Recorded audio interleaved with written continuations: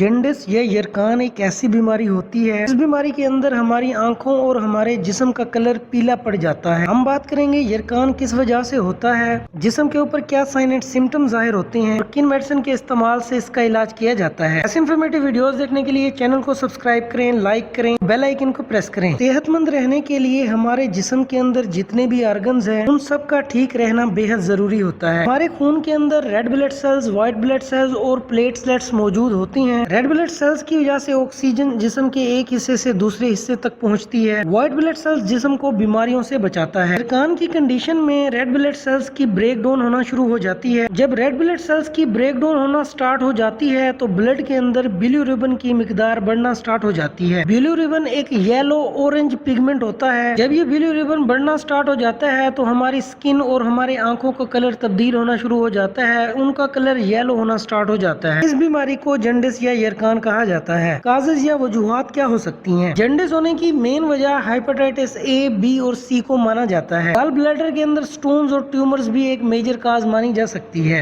खून के अंदर यूरिक एसिड का ज्यादा हो जाना और बिलीरुबिन का ज्यादा हो जाना भी एक मेजर काज मानी जाती है जॉन्डिस की। साइन एंड सिम्टम्स या जिस्म के ऊपर क्या अलामत जाहिर होती हैं? आंखों और हमारी स्किन का कलर पीला हो जाता है, में शदीद किस्म का दर्द पैदा होता है, हमारे जिगर या लीवर के अंदर पेन प्रोड्यूस होता है, रेड ब्लड सेल्स की ब्रेकडाउन की वजह से एनीमिया, खून की कमी होने के चांसेस बढ़ जाते हैं, वजन कम होना शुरू हो जाता है, भूख खत्म हो जाती है, यूरिन और पखाना पीला हो जाता है, नोजिया, वोमिटिंग और डायरिया होने के चांसेस बढ़ जाते हैं और पेट में शदीद किस्म का दर्द पैदा होता है। इन्वेस्टिगेशन या laboratory test, liver function test LFT perform करवाया जा सकता है। बिलीरुबिन टेस्ट परफॉर्म करवाने के साथ साथ अल्ट्रासाउंड भी परफॉर्म करवाया जा सकता है। ब्लड के अंदर इन्फेक्शन को मैयर करने के लिए CBC complete blood count perform की जाती है। हेपेटाइटिस A, B, C का टेस्ट परफॉर्म करवा सकते हैं। ये तमाम टेस्ट परफॉर्म करवा के आप जॉन्डिस या यरकान को डायग्नोज कर सकते हैं। ट्रीटमेंट प्लान, जॉन्डिस का इलाज करने के लिए सबसे पहले इनकी काजिज या वजूहात को कम किया जाता है। Maintain IV line, dextrose water 1000 cc IV